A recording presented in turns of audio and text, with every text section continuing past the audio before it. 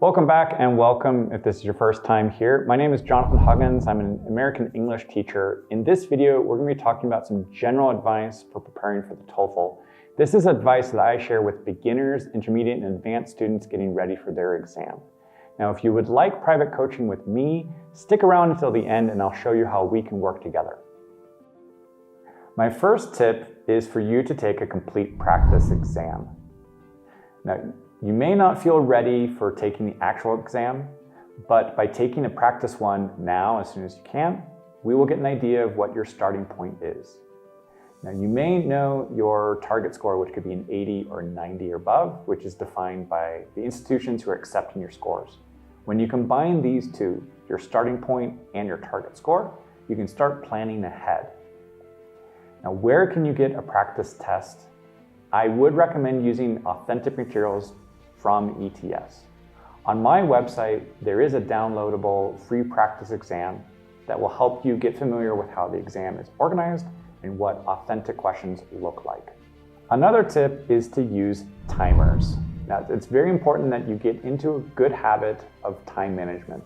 This means that for the reading section, you need to be familiar with what it feels like to be answering reading passages between 15 and 18 minutes, answering listening questions in about 45 seconds each, recording yourself speaking for 45 or 60 seconds, and typing written responses in 10 or 20 minutes. Additionally, you want to get familiar with what it feels like to take the practice test for 2 hours, which is how long the actual test is. The sooner you do this, the better you will be prepared for the exam. One thing that many students tell me is that time management is one of their biggest weaknesses. So the sooner you can start using timers, the better you'll feel prepared for the actual test. Another tip is for you to do your preparations with distractions, such as my neighbors playing music. Now, why should you get ready with distractions? Because many unsuspecting test takers go to the exam center expecting to be in a quiet environment with very few people there. However, that is not the case. You will likely be in a room with about 30 to 40 other test takers, each making their own noise, such as typing and clicking on the computer keys, listening to loud audio files, or speaking loudly nearby. Now, students who are not ready for this can lose their concentration and focus and mess up their exam. So how can you prepare for this in advance? I would recommend going to a busy cafe or restaurant while you're taking the test, or if you're at home, put on a YouTube channel or some background noise while you're preparing. The sooner you get used to this, the better your preparations will be on the actual exam date. Now, for those of you who decide not to go to the test center, it's also important to be aware of what to expect if you decide to use the home edition.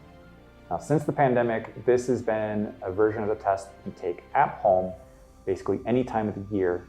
However, you do need to make sure that your computer satisfies the different requirements, and to recognize that there could be some bad surprises if somebody interrupts you while you're taking the exam.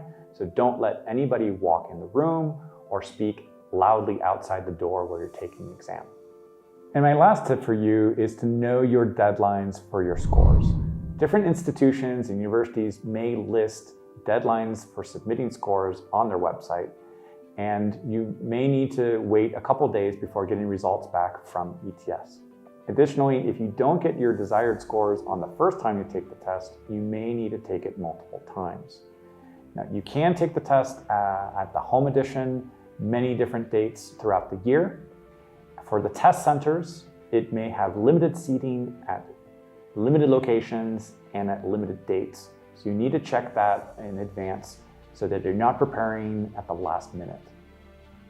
I hope you have found these tips practical, useful, and informative. And if you would like more insider tips and complete lessons, please contact me for group coaching and private lessons.